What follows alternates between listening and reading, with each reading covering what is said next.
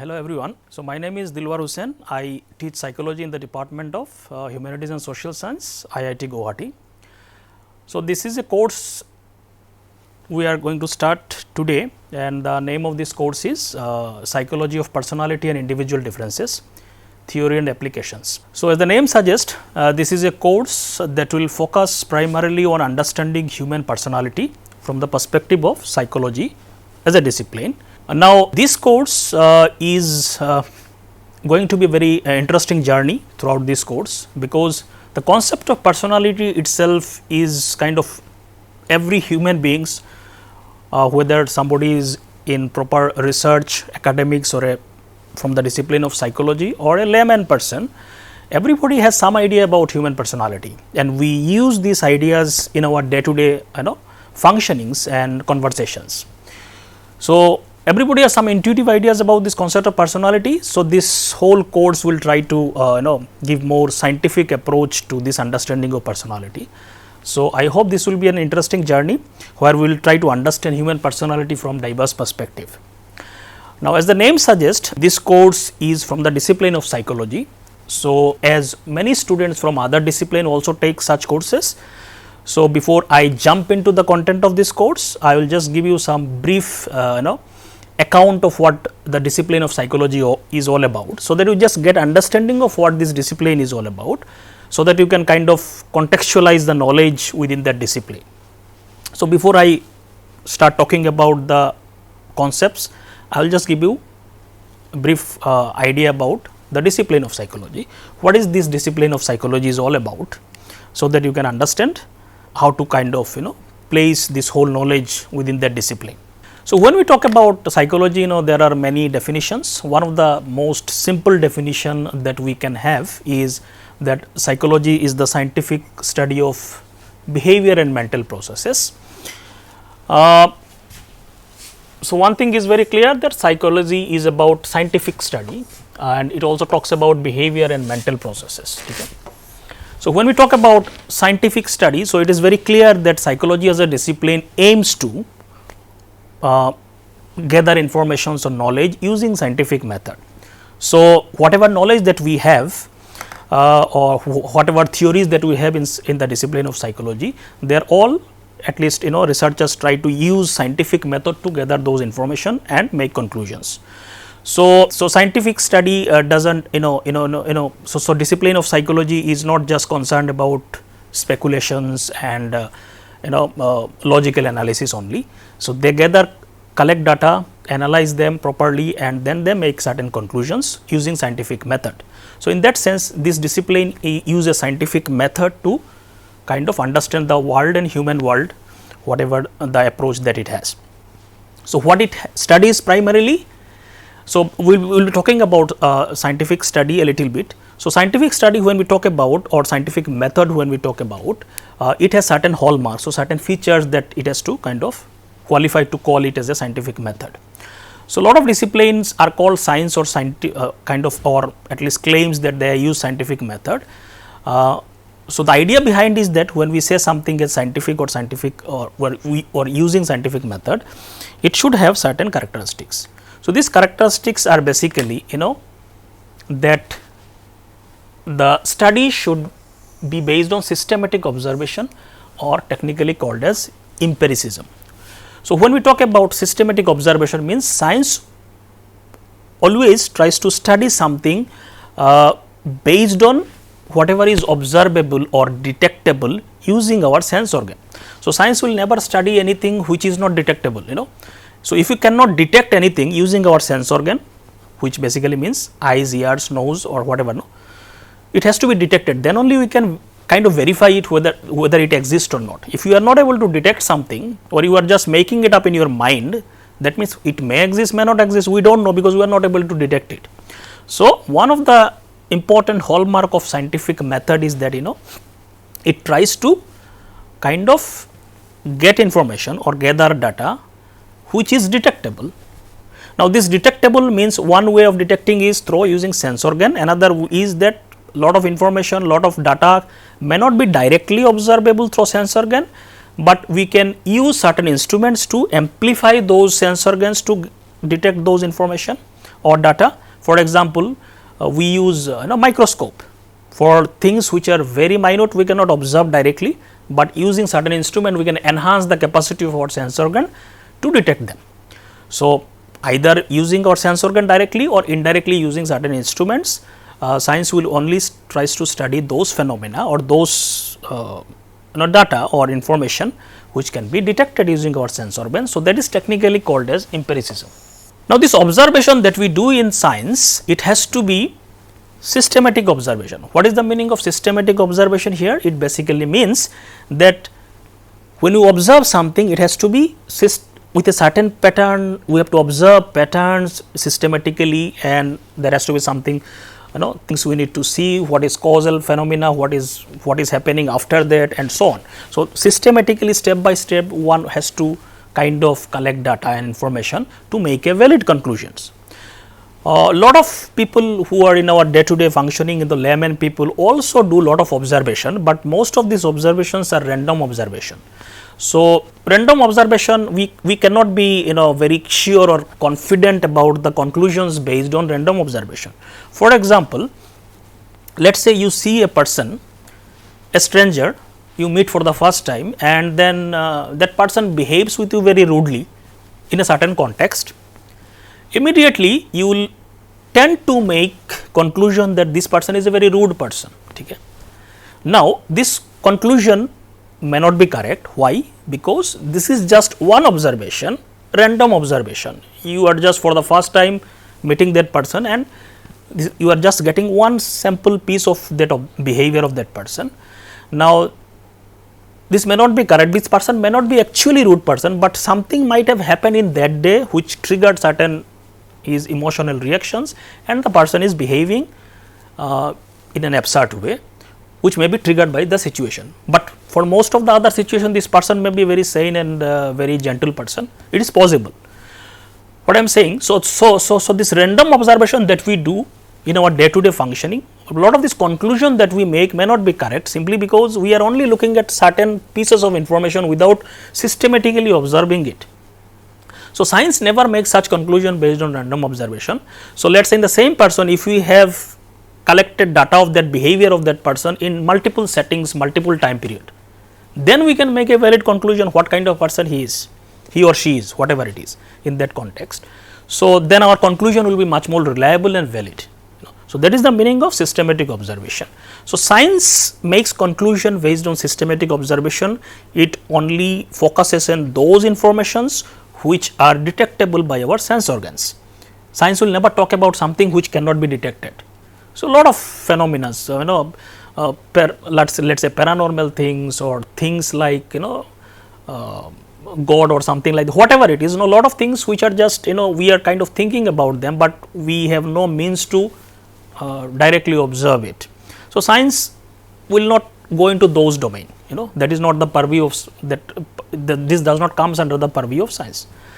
So, that is one thing. So, systematic observation, empiricism is the first hallmark of scientific method. Second is objectivity. Now, objectivity is very important in science, because laymen, when we collect information in our day to day life, most of the time we are very subjectively collecting information.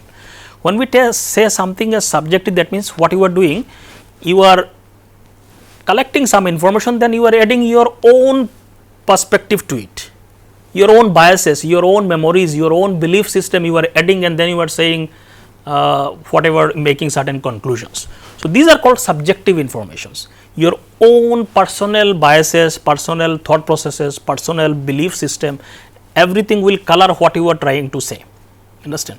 So, there it may not be accurate, your particular perspective you are talking about it, you understand. So, that is what happens in subjective information. So, science tries to collect information objectively, means whoever is collecting data, the scientist will not add his or her personal biases or belief system, whatever it is. The person will try to collect data as it is from the world. So, that is the actually intention. Whether sometimes people get success or not, that is a different question, but the intention of the scientist is that they try to collect information objectively, means without adding their own personal biases. So, in subjectivity, subjective information changes from person to person. The same phenomena two person observes, both will give totally different reports. So, that is what happens in subjective information. Objective information will remain same. So, most of the factual information that we talk about, these are like objective information. So, science always tries to maintain that objectivity while gathering information, that gives the validity. Otherwise, for every person the things will change, then we cannot be kind of confident about the conclusions that we have. So, this is very important in the scientific study. Third is replicability or verifiability is also very important, which basically means if you let us say conduct a study, and you come to a certain conclusions, and no one else is able to find the same conclusions using the same set of processes, then something is questionable. Others are not finding the same finding what you have found using the same processes and method. That means there is some problem, some issues, some kind of errors in your process. So, when certain findings are replicated again and again or verified again and again, then it is one can be much more confident that this is something right or accurate about the phenomena that you are studying. So, that is also very important. So, that is why all these publications in the journals happens in the scientific community. Every discipline tries to publish their studies and findings, so that others can also verify it. Then it will become part of a theory or something like that. When it is verified again and again, then we can be very confident that this is truth about certain phenomena. So, this is how certain checks are done in the knowledge that we acquire, so that it is kind of we can be more confident about the truth of those phenomena or data that we collect. So, these are some of the important hallmarks or features of scientific study. So, any discipline that claims to be science should follow these hallmarks, then only it can claim that they are using scientific method or it is a science. So, the idea is that so there are pure sciences like physics, chemistry, biology, there are social sciences. So, social sciences are also sciences, because a lot of this discipline like psychology, sociology and economics and so on, they also attempts to gather information using scientific method. So, science does not mean only physics, chemistry, biology and these are the things. So, there are social sciences also. So, this is the first thing that psychology as a discipline, at least its attempt to understand the world and the human beings is through scientific method. It is not just mere speculation, whatever theories and information that we will study. One may start with certain ideas, but then they need to verify it using scientific method. So, this is another one thing. Second is basically psychology studies behaviors. So, when we talk about behaviors in psychology, we are talking about basically observable actions that people do. So, let us say I am just moving my hands, it is observable, anyone can verify it. So, actions are one of the kind of main aspect of or focus of psychology. So, these are like actions that can be observed and measured. So, when we in science, measurement is very important, we have to measure everything, then we can make very specific conclusions and quantification of whatever phenomena that we are studying. So, psychology does a lot of measurement things by using experiments, by using questionnaires and giving numbers to the responses of the person. So, all these are idea is to make it more quantifiable, so that it can be very kind of make it more objective and so on. Psychology also studies mental processes. So, when we talk about mental processes, we are talking about all the broad aspects of human functioning from the mental perspective. So, whatever functions that mind does, everything is studied by psychology. So, it may include different kinds of activities, diverse activities that human mind does, which may include perception, thinking, memory, imagination, motivation, emotions, etc. All the functioning aspects of human mind that psychology attempts to study at least. So, if you see this definition, the ambition of psychology as a discipline is huge in terms of breadth of concepts that it tries to understand. So, it tries to understand every aspect of human being. So, it is a very ambitious aim. So, psychologists are making progress in that direction. So, that led to the development of or diversification of various branches within the discipline. So, psychology has many branches, because you cannot study every aspect of human being in one particular set of by one set of people, you know. So, people have studied different aspect of human behavior by kind of, and that led to the diversification of the different branches of psychology as a discipline. So, we have social psychology, which looks into the social behavior. We have clinical psychology, which looks at, you know, mental disorders, diagnosis, treatment, and so on. We have personality psychology that we will be talking here mostly, where tries to understand what makes one person different from another person, why some people have fixed patterns of behavior, and so on. So, we have many branches like positive psychology, which looks at positive functionings of human mind. So, there are organizational behavior as a branch, which looks at how people behave in the organizations, particularly in the job setting and so on. So, there are different branches within the psychology, which focuses on different aspects of human behavior, and the idea is, as a discipline, it tries to understand almost every aspects of human behavior. So, this is about the discipline of psychology. So, within that discipline, what we are kind of today will be, this particular course that we are talking about is one of the central idea within the discipline of psychology. The concept of personality is very important for all branches of psychology. Every branch of psychology, you know, studies this concept of personality, because personality is at the central idea or central aspect from which all the behavior emerges, you know. So, it is what kind of person he or she is. So, that will lead to the different kinds of behavior. So, it is very significant branch within the psychology, and every sub branches of psychology kind of kind of uses the information from the personality psychology. So, it is very important for the discipline of psychology. At the same time, every layman also has a lot of concepts about human personality. We all make judgments about people all the time. So, when we are making judgment about the characteristics of a person, we are making some personality judgment.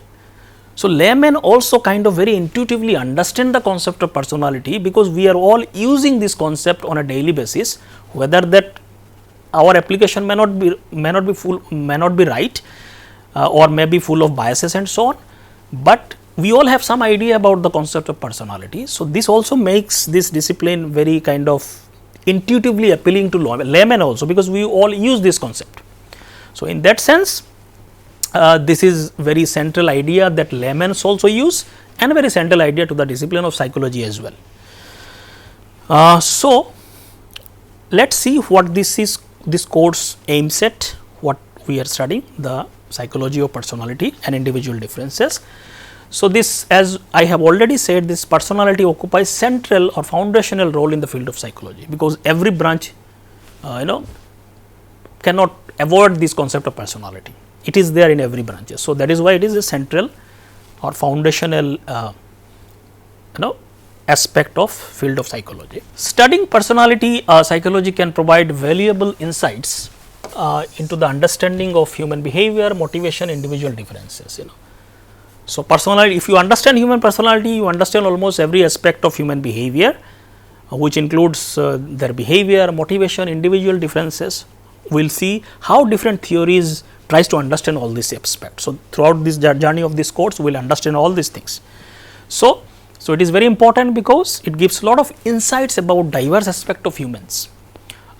We can understand human beings in much better ways by understanding personality. So, that is why it is very important to study personality.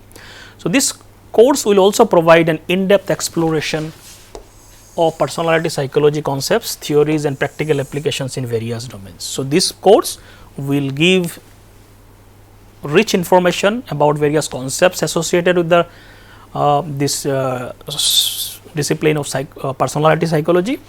We will also discuss different theories. Very interesting theories are there in the field of personality psychology.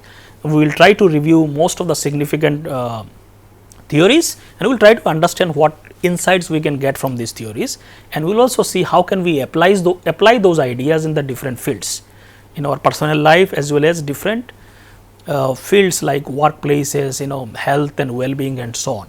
So, we will not only focus on understanding theories of personality, we will also focus on how to apply those understanding into the different aspects. So, that is some of the broad objectives of this course. More specifically, we will try to address these questions in this particular course. One is, what is personality psychology? We will try to define personality, because that is very important, because everybody has some idea about concept of personality. We will see how psychology tries to define it, and we will see how it is different from layman ideas, that we all have ideas about personality, how it is different from the, how psychology defines personality is different from the layman definition. We will also see what is the need for studying psychology, how it is relevant in the different aspects of our life. We will see the different scientific methods and assessments that are done in psychology to understand personality. What kind of assessment, what kind of measurement, how scientifically personality is studied. We will also look into that in this particular course. We will also see the diverse theoretical perspectives within the discipline of personality. So, that is the very rich knowledge is psychology as a discipline has gathered in terms of understanding personality from diverse perspectives, because human beings will understand how complex human beings are by looking into all these theories. We have so many theories, yet we are not able to completely understand human personality. So, that shows the complexity of human personality, and we will understand this through the lens of various perspectives within the discipline. We will also see, is it possible to have a grand theory within the personality? We will see in the today's lecture itself how human personality develops and changes across the different stages of our life. We will also see, does personality change in different stages of life? We will also address this question. We will also try to see the application of this knowledge of personality psychology in the real world context, particularly in the workplaces, relationships, health and well-being and so on. So, these are some of the things that we will be focusing on in this particular course. So, with this background, let us start today's lecture, and so this is the first module of this course. The first module is about introduction to personality psychology. So, this module basically will just introduce the concept of personality, what is personality, why it is important and so on. And in the today's lecture, one is about personality definition, concepts and overview. So, we will be mostly defining personality, as well as we will see some of the kind of give you an overview of the various perspectives within the theoretical perspectives within the discipline of personality. So, let us start today's lecture. I hope with this background story you are able to kind of understand how this whole personality is placed within the discipline and in the layman conception also. So, these are the key concepts that we will be focusing on in today's lecture. So, we will try to define personality, we will see why should we study personality. We will also see different domains of knowledge, basically different theoretical perspectives, and we will see at the last, is there a grand ultimate theory of personality possible or not. Okay, so what is personality? So, this is the most fundamental question. Without addressing that, we cannot study personality. So, the concept of personality actually is derived from a Latin word, which basically called persona, which basically means mask. So, this word basically originated from this word persona, which basically means mask. It is a Latin word persona. So, basically this is the term that was used for the mask that theatre artists used to wear to depict a particular character.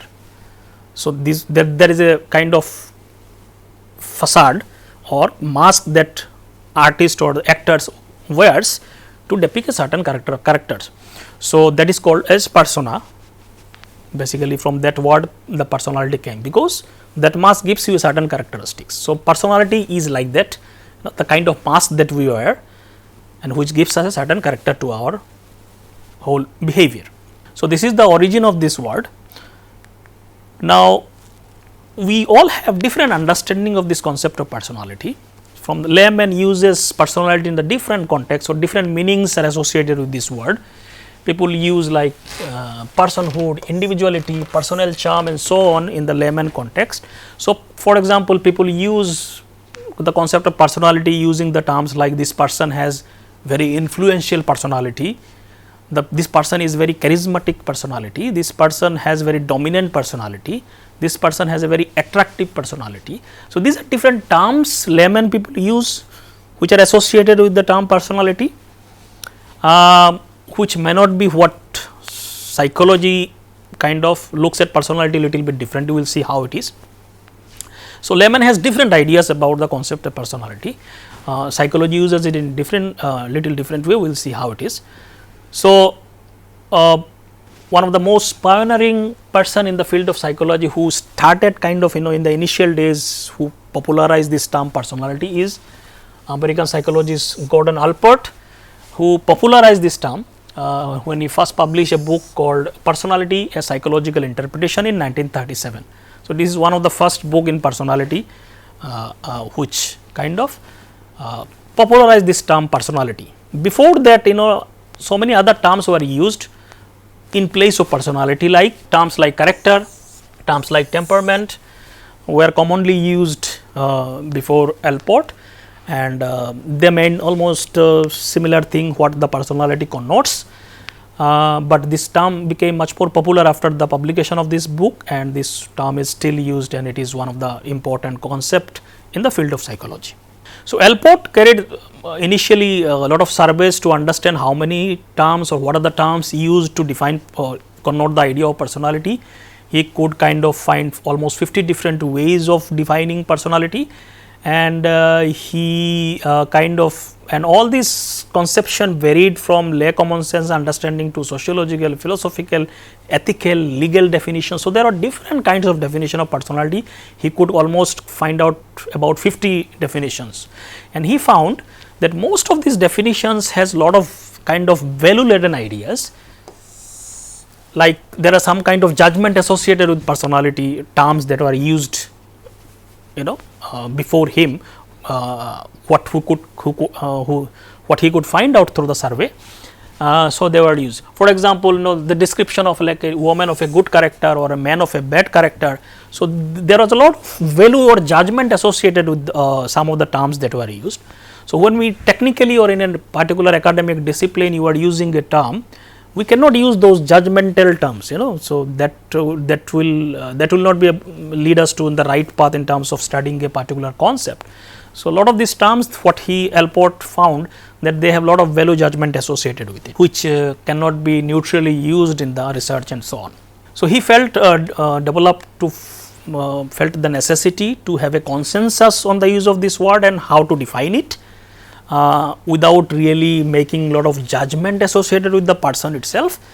So, that was the kind of task that he had found, and it was not easy to define personality because of the lot of complexities associated with. We will see why it is so complex in order to find out the right kind of definition. So, because of the Allport influence, personality became much more commonly used word, as I already said. And but before we discuss what kind of definition he gave, let us see how he came to that conclusion, how he came to the definition that he used, because of a lot of complexities associated with that definition. So, people who are studying personality at that time, like Allport, Henry Murray and so on, they all struggled to define exactly what this personality is all about, because of too much of complexities associated with it. So, to get a comprehensive idea about what personality is all about, it is not an easy task. So, they had a huge task and in terms of properly defining personality. So, let us see what was the complexity associated with defining the concept of personality. So, let us see some of the complexities that led to the issues in terms of defining what personality is all about. So, psychologists generally agree that personality is essentially a matter of human or individuality or individual differences. So, one thing is generally kind of common idea associated with personality is that personality is about individual differences. What are the characteristics that I have that makes me different from another person? So, those differences, differential qualities or qualities or characteristics which differentiate one person from another person is one of the central idea of personality. Now, the problem is human beings differ on so many things. Which differences should we consider under personality? So, it became an issue in the sense we cannot consider every differences as the difference of the personality, because human beings differ on diverse aspects. We cannot really include everything. For example, not all differences between people can be personality differences. For example, physical differences in terms of physical attributes, in terms of differences in the age, nationalities or gender, this thing cannot be considered under personality, because these are like physical attributes. psychologists are not interested in the physical differences between people or differences in their physical attributes like height or the skin color or the gender or the differences in the age or nationalities. These things are not considered under personality, because psychologists are more interested in the psychological attributes, not the physical differences between people. So, when we talk about individual differences, physical differences are not considered. So, what is considered?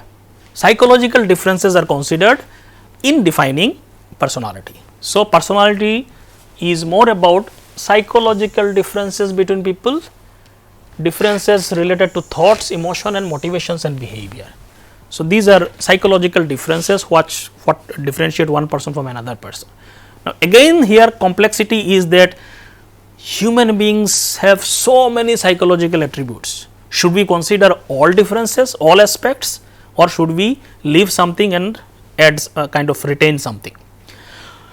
So, certain psychological differences between people are outside of personality, like those involving intelligence and cognitive abilities. They are generally treated separately from individual differences in personality. So, when we talk about personality, certain psychological characteristics are also not included, like differences in the intelligence. So, IQ scores, if two people differ from one person to another in terms of IQ scores and so on, those are not generally taken into consideration in the personality. They are studied separately. These are also individual differences, but these are not counted under personality, because these are not kind of factors which are related to only cognitive abilities, not personality differences. So, not all psychological differences are considered, because particularly the cognitive or intelligence differences between people are not considered under personalities. So, they are generally treated separately from differences. So, within the psychological differences, some psychological differences like intelligence difference or cognitive differences are not considered under personality. So, what is now remaining? Personality as non-intellectual psychological differences between people. So, intellectual differences like IQ scores and thinking abilities and so on, those things are not considered. So, those are like intellectual abilities. So, non-intellectual psychological differences between people are considered under personality. Now, what are these non-intellectual differences? These non-intellectual differences, basically difference between intellectual and non-intellectual is very kind of vague sometimes. It is not easy to differentiate, but few things are very clear.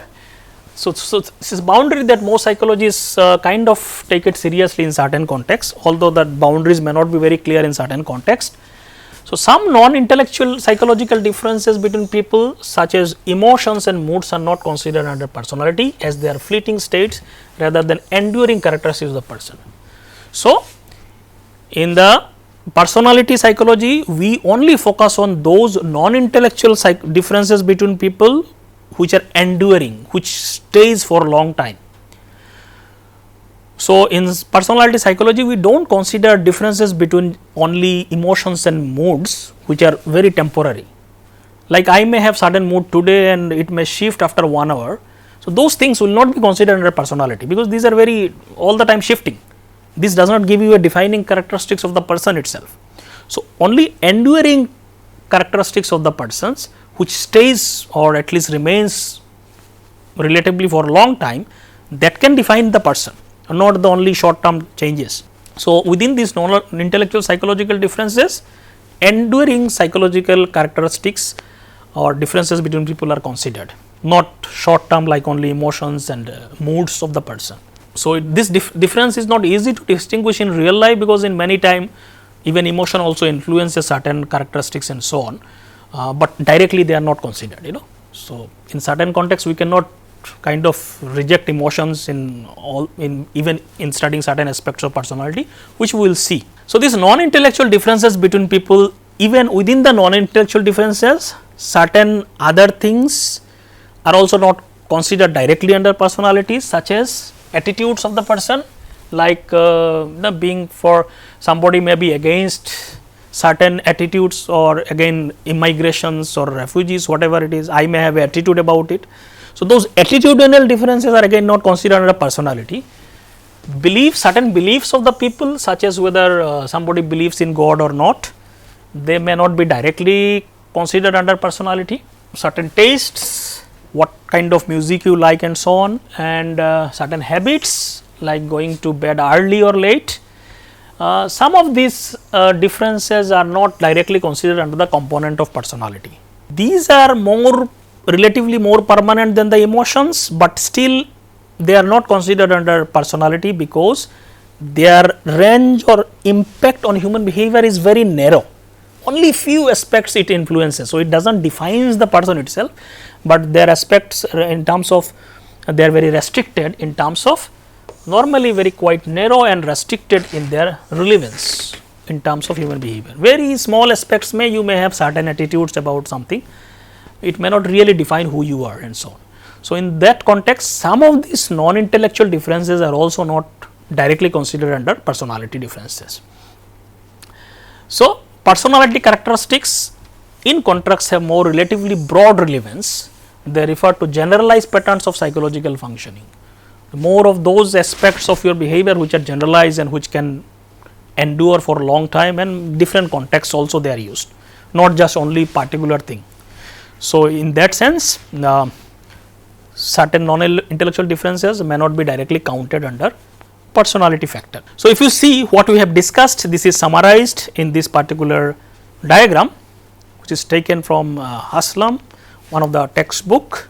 So, if you see individual differences here, we can have individual differences based on physical aspects or psychological aspects. So, physical aspects are not considered under personality, only psychological differences are considered under personality. Within the psychological aspects there could be intellectual aspect, there can be non-intellectual aspects. Now, this intellectual differences between people are not considered under personality. So, this is not considered, only non-intellectual differences between people are considered under personality. Now, within these non-intellectual differences again there could be transient differences which are not like moods and feelings, which are very short term thing, they are not considered under personality. Only enduring non-intellectual differences are considered under personality. And again within the enduring some very specific habits and attitudes related to very specific thing like my attitude about my food preferences and so on. These are very small aspects of things which are not really that relevant in terms of defining myself. Those are not considered under personality, only broad generalized characteristics of the person which has an application in different context, different settings of life, those are considered as a personality factors. So, this kind of shows what kind of complexities are involved in defining personality. So, now this is one thing about individual differences, So, one of the important aspect of personality psychology is to look at individual differences. What kind of individual differences we have looked into in detail? Non-intellectual enduring characteristics. Okay? Now, some psychologists argue that the definition of personality should include something else also, not just individual differences. It should also not only refer to individual differences and in disposition, but should also refer to underlying psychological mechanisms and processes that give rise to them. So, you not only study the individual differences or characteristics of the person or dispositions, why a particular person is having certain characteristics. So, this is and in that sense how he is different from another person. So, those disposition and personal characteristics, this is one important aspect of personality psychology. Another important aspect of personality is not just looking at these differences, but also understanding the psychological mechanisms behind it, processes. What mechanism give rise to these differences? Why this person is different from another person? Why a person is extrovert and at the same time another person is introvert? What are the reasons behind these differences? What are the mechanisms and processes that leads to these differences? So, psychology also, personality psychology also looks at these mechanisms and processes involved in the individual differences. So, you understand. So, the personality psychology, so we will see how different personality theories tries to understand this aspect as we proceed in this particular course. So, that is the someone's personality is not simply a set of characteristics that they possess, this is one aspect of it, but also the dynamics that account for these characteristics, the mechanisms and the reasons and the processes behind it, why one person is different from another person, what are the reasons behind it. So, we will see personality also includes these aspects. So, now let us see what Allport gives a definition that includes almost everything that we talked about here, which comes very close to all the aspects. So, Gordon Allport, who is one of the first person who basically popularized this whole term of personality psychology, he defined personality as a dynamic organization inside the person of psychophysical system that determine the person's characteristics, patterns of behavior, thoughts and feeling. So, this is one of the definition which is kind of encompasses most of the ideas that we talked about. So, he said personality is what? It is a dynamic organizations, So, personality although gives you a characteristics pattern of behavior, but it is not something completely fixed. So, there is a sense of dynamism involved in it, and it is within the person, whatever the mechanisms are inside the person, it is not outside the person, of psychophysical system. Psychophysical system basically means mind and the body are involved. So, personality processes are involved in the body also, in the mind also, and these systems which defines or determines the person's characteristics pattern. This leads to a certain patterns of behavior in the of a person, which gives a particular identity in terms of his characteristics, ways of behaving. So, patterns of thoughts, behaviors and feelings. So, this definition has few things that I have already discussed, but let us just focus on let us break this definition. So, one thing is, as I said, the dynamic organization. So, it basically indicates that personality is not just a static entity, but it also kinds of change, but it may not change like in one day or 2 days. So, there is a sense of dynamism involved also in it, which also evolves with the changing characteristics in the different stages of life. So, this is a kind of complexity and fluidity of personality. Okay? As I said, this all the mechanism happens within the individual.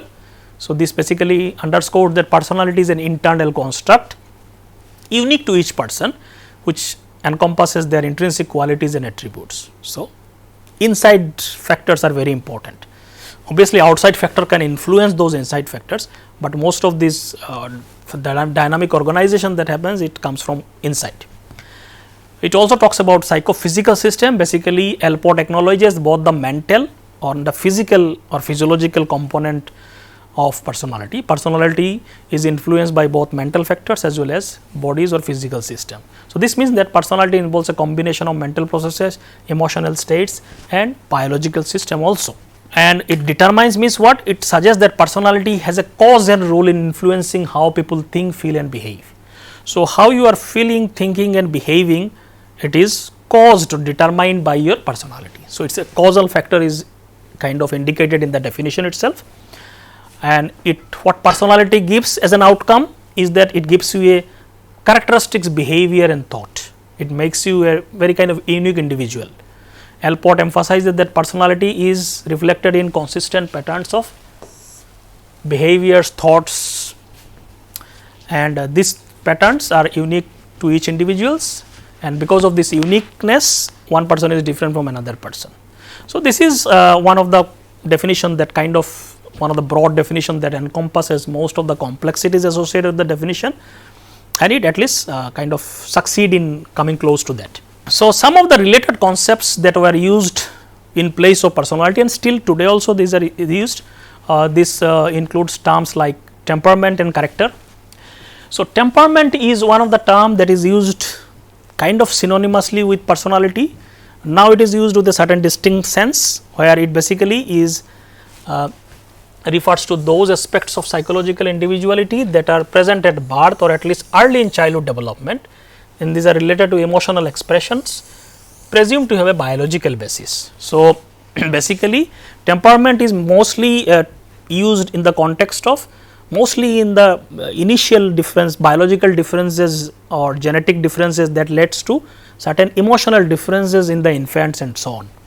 Obviously, it is also used in the adult context. For example, if you see the newborn babies, some babies will be crying most lot of time, some babies are more peaceful. So, why these biological differences, why this individual difference? Now, no environment has not influenced those newborn babies, they are just newborn, but still you will find differences in the characteristics of newborn babies. So, that is because of differences in the temperament, which is because of the biological and the genetic differences between the infants and so on.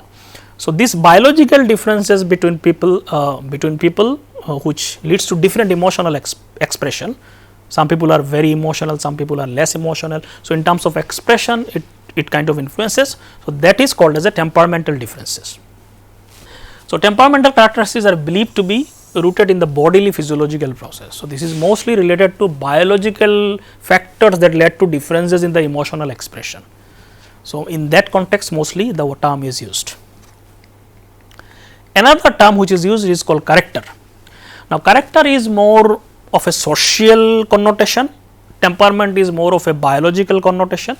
So, character on the other hand is usually refers to personality attributes that are mostly relevant to moral conduct, self mastery, willpower and integrity. So, what kind of moral is more of a moral characteristics associated with the person. Somebody has a poor character when we say, so mostly we are talking about this person has certain morally he is not judged positively, morally he is judged negatively. So, someone with poor character may be somebody who is deceitful or impulsive kind of person. So, we see, so character has this kind of judgment, value judgment associated with it. It is more often some morality involved in it. So, it is often assumed to be result of socialization experiences. So, it is more result of a socialization, what kind of environment you were put into, what kind of socialization you went through, what kind of parenting was going into it. So, that led to the development of character, which teaches you to talk about socially appropriate forms of self control and so on. So, it is more of a social aspect, temperament is more of a biological aspect. So, these both the terms are still used, but these are considered under kind of some aspects under the personality itself.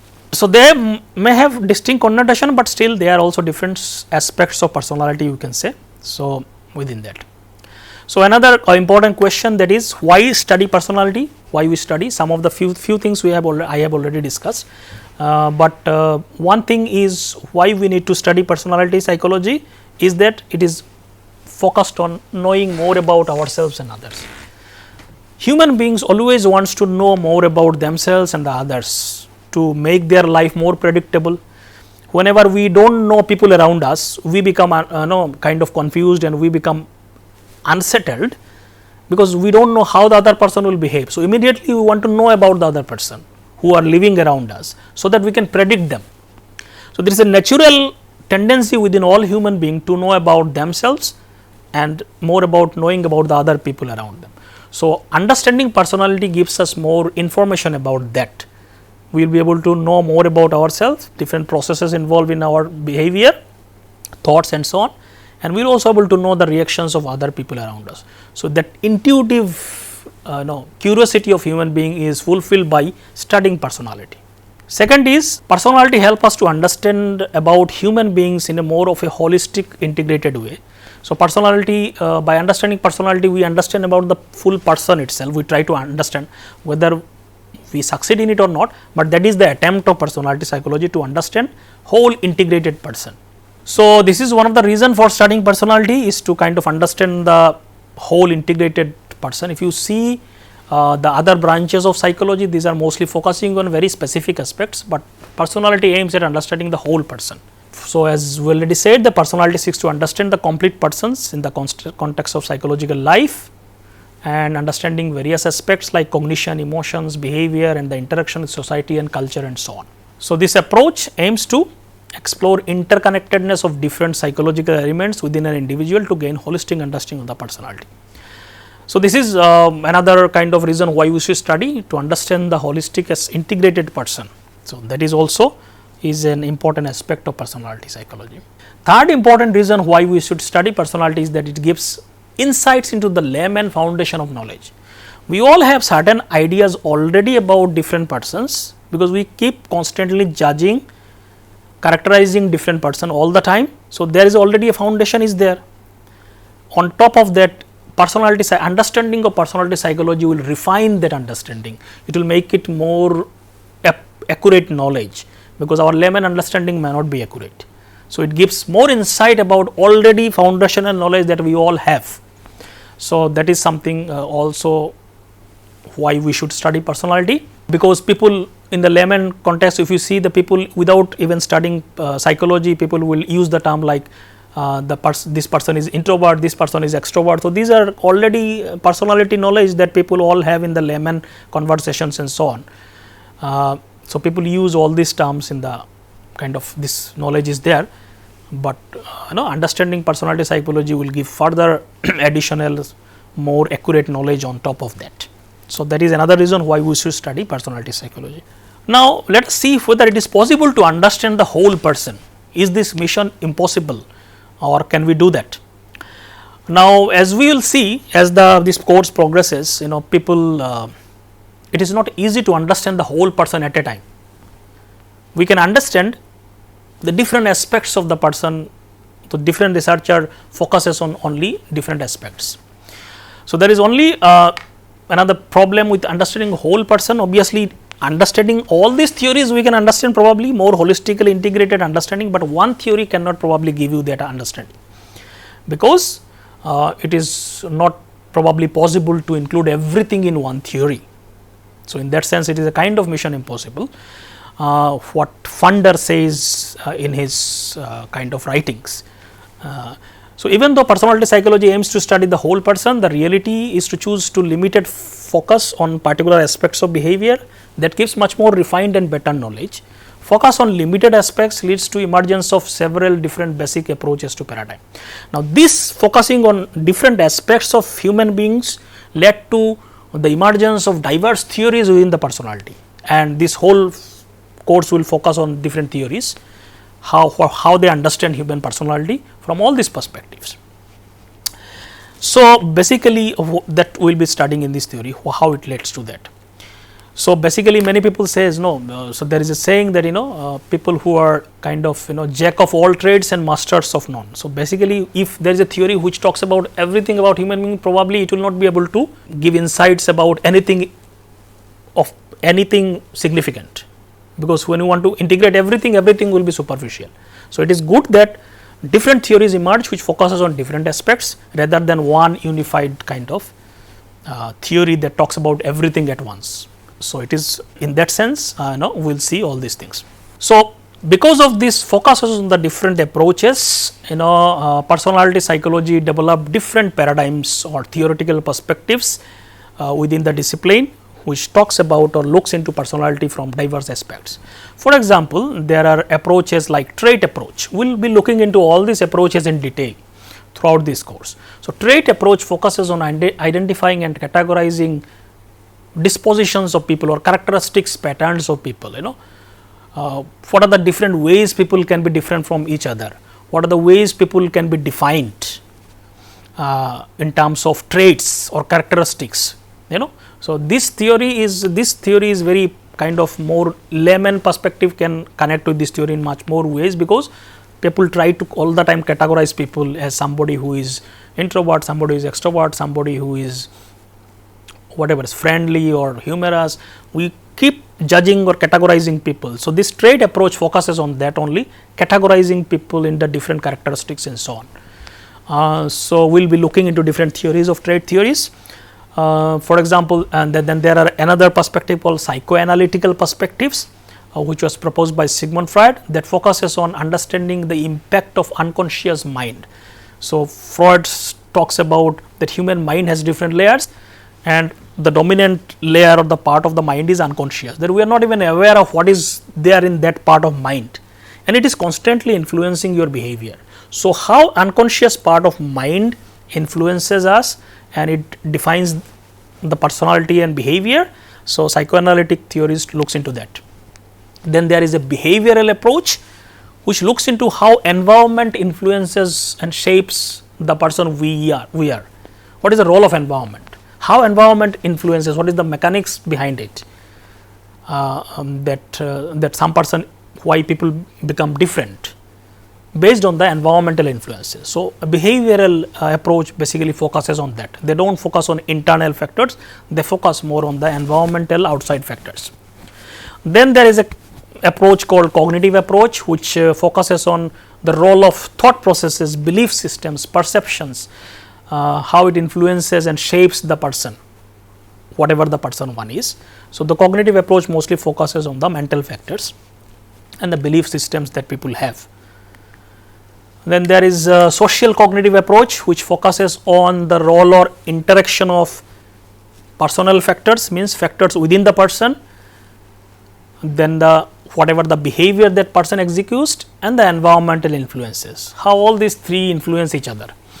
So, social cognitive approach will see different theories under it.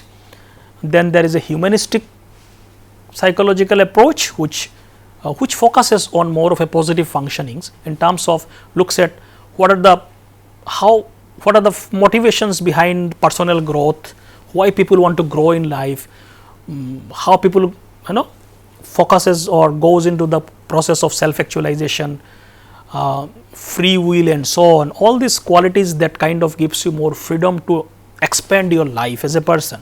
So, humanistic psychology focuses on those positive factors in terms of human growth, human potential, self actualization, self transcendence, all these kinds of concepts are there. So, we will be looking at more of some of these theories. Then there are theories that looks at socio-cultural factors that influences human personality, how societal factors, cultural factors shapes your mind and your personality. So, we will also look into some of these things. So, you can see there are diverse approach and there are few more approaches also, where human personality can be shaped from the different factors, and these theories focuses on specific factors, and they try to give us insight about those factors only. So, personality psychology mostly kind of work within some of these domains, and they try to understand personality from those perspectives. So, that led to however, some of this perspective, as we kind of understand, you may find some of this perspective may be very different from each other, and sometimes they may contradict with each other also. Sometimes some of these domains and approaches may even contradictory to one another. For example, psychoanalytic perspective says that personality consists of irrational, unconscious, sexual, aggressive instincts which motivates human activity. Focus of psychoanalysis is more of an unconscious factors like people instincts like related to aggression, sexuality and so on, that plays very important role in their perspective, which are very irrational. You do not have logical mind in those things, logical mind completely gets suppressed. Cognitive perspective, for example, on the other hand, will talk about humans are very rational scientists, which they try to kind of anticipate, predict, control events around that, and that shapes their personality. These two perspectives may look contradictory to each other, completely opposite to each other, but if you kind of if you look at it superficially, they may look contradictory, but if you look at it in the deeper way, this is the nature of human beings.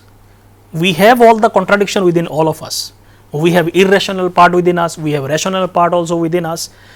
So, these approaches are correct in their own perspectives.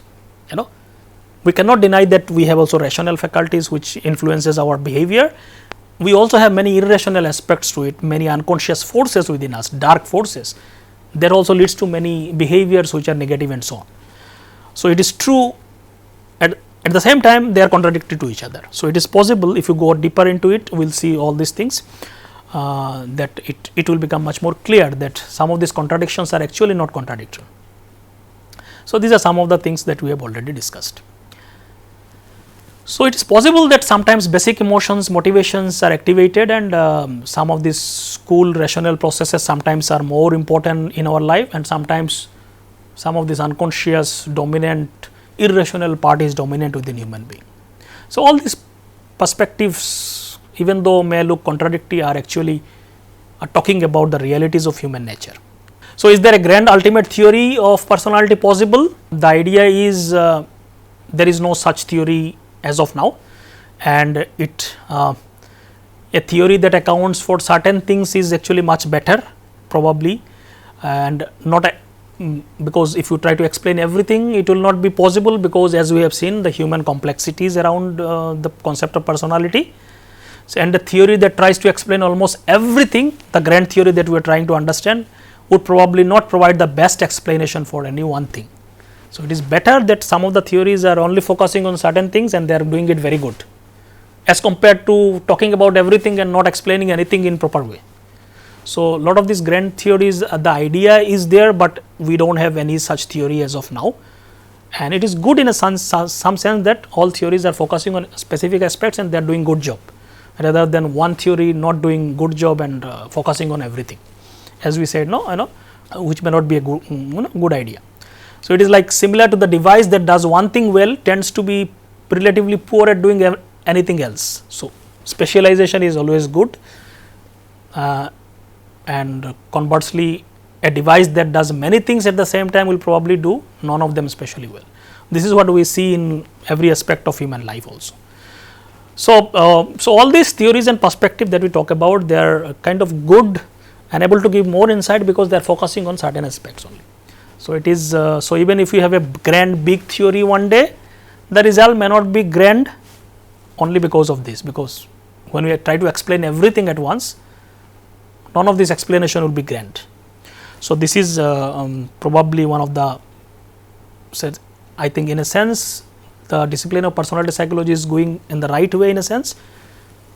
Theories are focusing on specific aspects and they are doing good in that sense, rather than we kind of should not focusing on too much of a one grand unified theory, which may not be a good idea in the field of personality. So, with this I stop here today's lecture. So, in the next lecture we will be talking little bit more about what kind of research methods are used to understand personality and so on, and then we will be talking about these different approaches, and at the end we will be talking about applications and so on. So, thank you.